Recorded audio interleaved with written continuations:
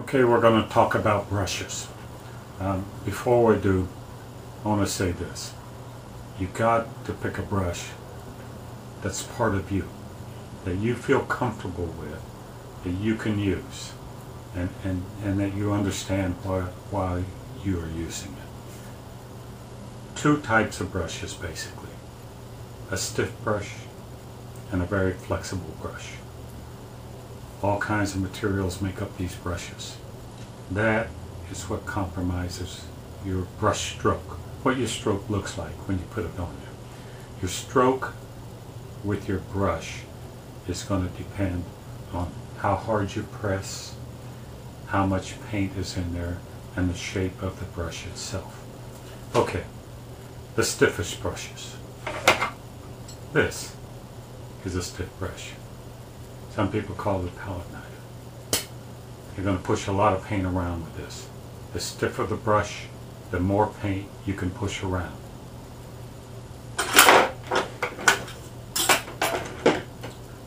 This is an airbrush. You never touch your canvas with it. It's about as light a touch as you can get. Now we'll get more practical about it. A really stiff brush in the old days when they pushed oil paint around was a Bristle brush. This is a long one. You could still push a lot of paint around with this. You chop it off. This is called more or less a one stroke. Chop it off, it becomes a flat.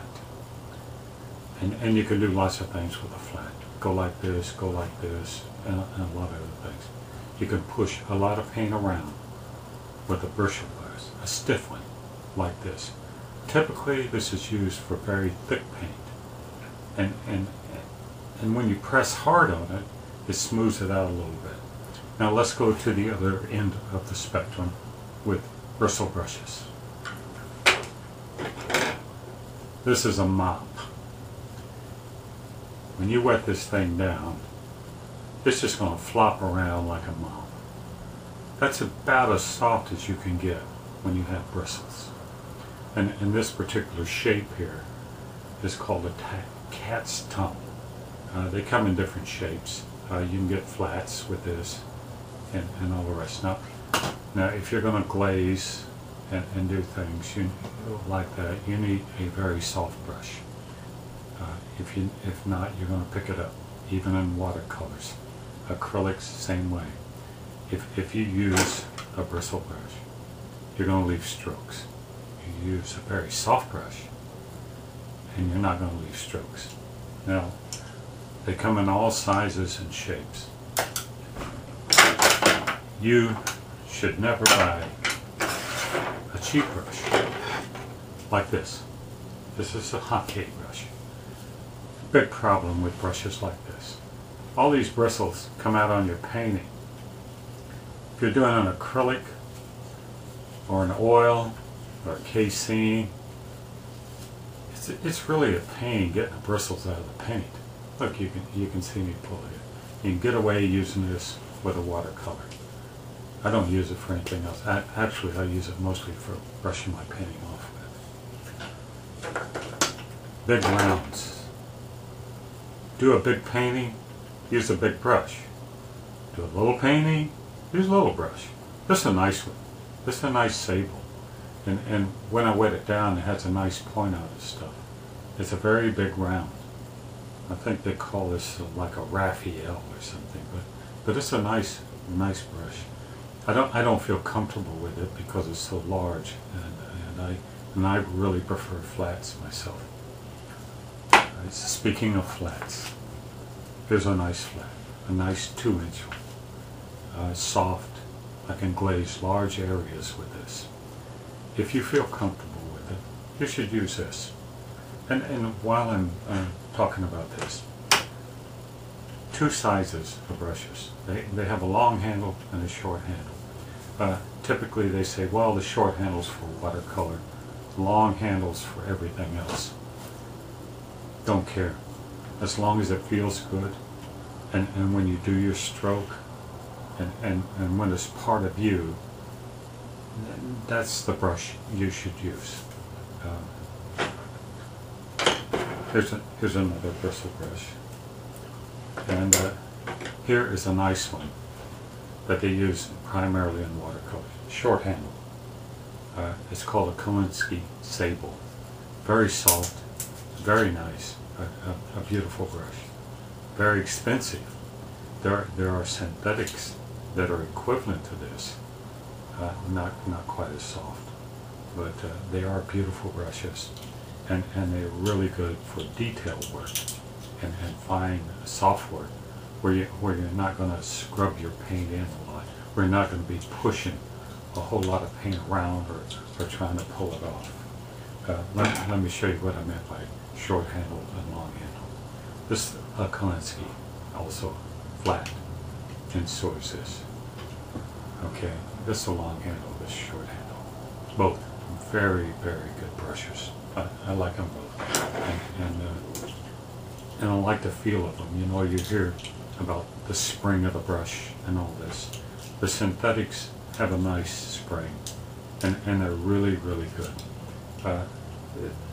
And you're going to hear a lot of marketing stuff about filberts, flats, and one strokes.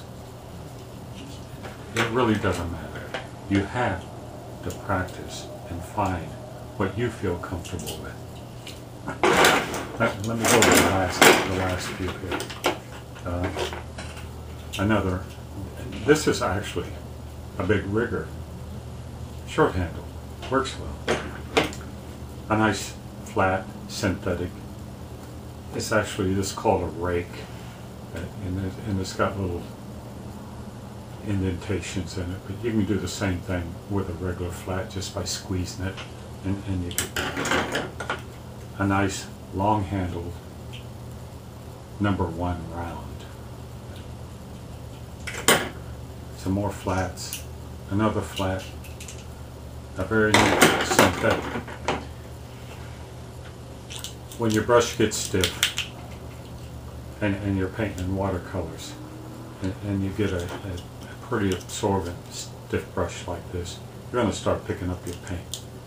You can lift with things like this in a very detailed manner, or you use a flat. Another specialized brush. They call it a fan. Yeah, I don't use it too much. To me, that's too crafty. You get big brushes, you get little brushes. Look at this thing here. I never use these. This is a rigger, you know. And look at the hair on that thing. Wow. I don't know how to use it, so I never use it. The fan I just showed you, here's another one. Just about as small as you can get. So you can get really small brushes. Big old cat's tongues. Big giant flats.